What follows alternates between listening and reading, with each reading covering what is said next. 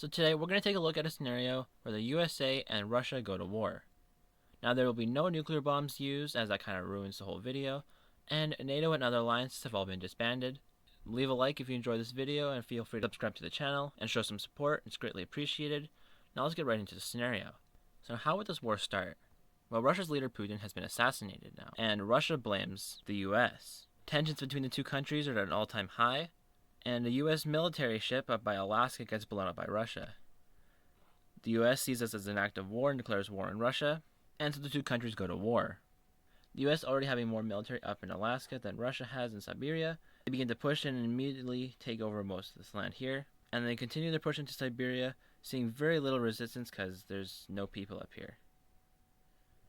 The US calls in their ally of Japan into the war in order to assist them in the North Pacific.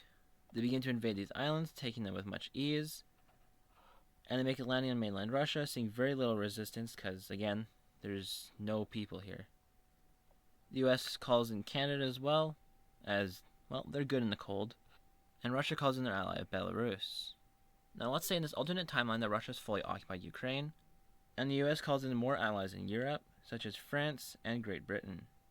Poland and Germany also join the war on the side of the US, and that'll be about it for Europe.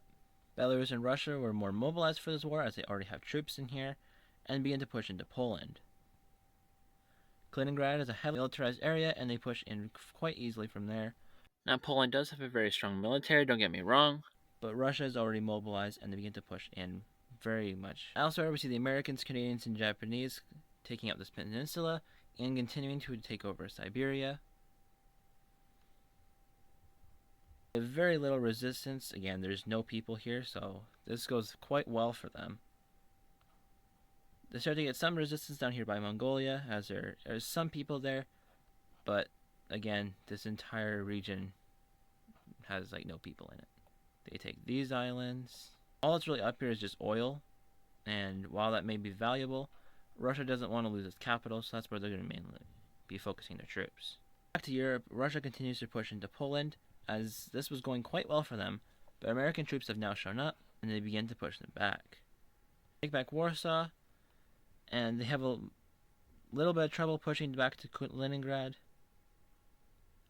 but they do make it back almost to Ukraine and Belarus. Back in Siberia, their push continues in, and they capture most of the region down in Central Asia and Mongolia. Capture most of this northern area, as again there aren't many people up here, but it's now that they start to see more resistance, as this is the more heavily populated area of Russia. They do, however, manage to capture these islands up here, and they do make slight pushes into Russia. We now see Finland joining this war on the side of the United States, and we see them pushing into Russia towards St. Petersburg.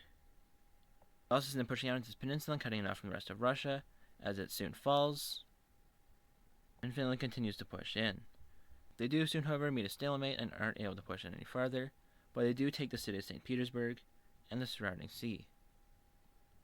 They do surround this lake, but that's about as far as they'll get for now. We see the push in Siberia, or I guess it's not really Siberia anymore. They do get closer to Moscow.